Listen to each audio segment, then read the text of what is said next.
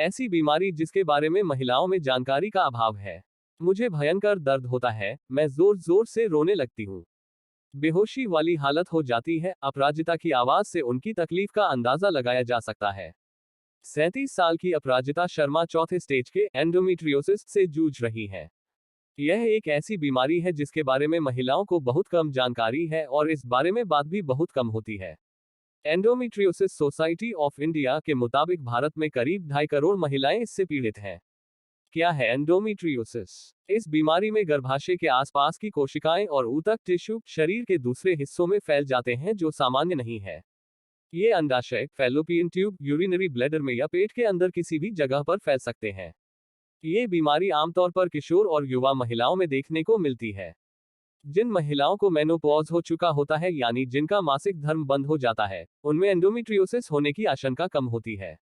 ये लंबे वक्त तक रहने वाली बीमारी है जो मरीज को शारीरिक और मानसिक तौर पर तोड़कर रख देती है। इससे जूझ रही महिलाओं के मां बनने की संभावना भी काफी कम हो जाती है। क्या है लक्षण? अनियमित मासिक धर्म। मासिक धर्म के दौरान असामान्य रूप से ज्यादा ब्लीडिंग और दर्द। पीरियड्स शुरू होने से कुछ दिनों पहले स्तनों में सूजन और दर्द। Urine infection. सेक्स के दौरान और सेक्स के बाद दर्द। पेट के निचले हिस्से में तेज दर्द। थकान, चिड़चिड़ापन और कमजोरी। छोड़कर पॉडकास्ट आगे बढ़ें। छोटी उम्र बड़ी जिंदगी। छोटी उम्र बड़ी जिंदगी, उन चमकते सितारों की कहानी जिन्हें दुनिया अभी और देखना और सुनना चाहती थी। दिन भर, पूरा दिन, पूरी खबर। समाप्त। अपराजिता को शादी के 2 साल बाद पता चला कि उनका एंडोमेट्रियोसिस गंभीर स्टेज पर है। इससे पहले पीरियड्स के दौरान बहुत ज्यादा दर्द होने पर अपराजिता 24 साल की उम्र में डॉक्टर से मिली थी। वो औरतें जो मां बनने से डरती हैं। नींबू से समझिए स्तन कैंसर की निशानियां। वो बताती हैं, उस डॉक्टर का कहना था कि मुझे पहले स्टेज का एंडोमेट्रियोसिस है।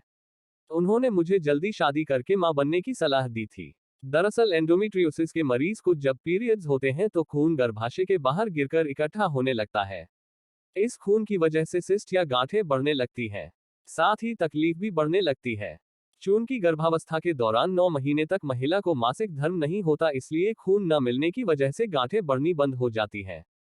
इस स्थिति में ऑपरेशन करके इन्हें निकाला जा सकता है। जो महिलाएं मेनोपॉज के उम्र के करीब होती हैं, उनको गर्भनिरोधक दवाई या इंजेक्शन देकर प्रजनन तंत्र को निष्क्रिय करने की कोशिश करते हैं। हालांकि ऐसा जरूरी नहीं है कि मां बनने के बाद एंडोमेट्रियोसिस की तकलीफ कम हो जाती है। कई बार परेशानी जस की तस बनी रहती है या बढ़ भी जाती है। अपराजिता के अब तक 4 ऑपरेशन हो चुके हैं, लेकिन फिर भी वो पूरी तरह ठीक नहीं हो पाई है। उन्होंने बताया, भारत में इस बीमारी को लेकर जागरूकता और सुविधाओं की बेहद कमी है। हालात का अंदाजा इस बात से लगाया जा सकता है कि देश में ऐसे गिने चुने डॉक्टर ही हैं जो इन गांठों को पूरी तरह से शरीर से बाहर निकाल सकें। यहाँ ध्यान देने वाली बात यह है कि एंडोमेट्रियोसिस की स्थिति में गायनोकोलॉजिस्ट आपकी मदद कर पाए, ये जरूरी नहीं। आपको एंडोक्राइनोलॉजिस्ट के पास जाना चाहिए। अपराजिता की शिकायत है कि डॉक्टरों ने उन्हें हर तरीके की दवाएं दी, हर तरह का ऑपरेशन किया, लेकिन जो स्थायी उपाय किया जाना चाहिए, वो किसी ने नहीं किया।